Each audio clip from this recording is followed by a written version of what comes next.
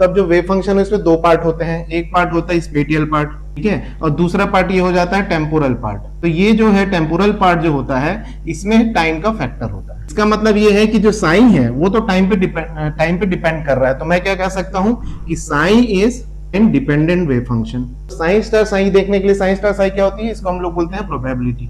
ये होती है प्रोबेबिलिटी। तो सिंपल है, प्रोबेबिलिटी मतलब मुझे इस पूरे पार्ट का क्या करना होगा, स्क्वायर करना होगा। तो चलिए हम स्क्वायर कर देते हैं इसका। तो sine star sine equals to क्या हो जाएगा, मॉड में ले लेंगे फाइव एक्स का स्क्वायर, ठीक है, ये हो गया।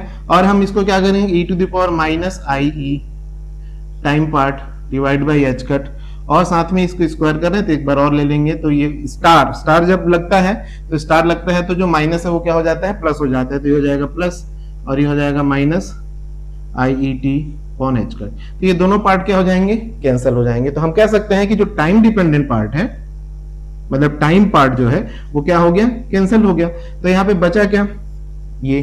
तो इसका मतलब ये है कि जो प्रोबेबिलिटी है वो क्या है, टाइम इंडिपेंडेंट है। तो जो करेक्ट ऑप्शन क्या होगा हमारा, जिसमें लिखा है कि साइन टाइम डिपेंडेंट होता है और साइन स्टार साइन क्या होता है, टाइम इंडिपेंडेंट होता है।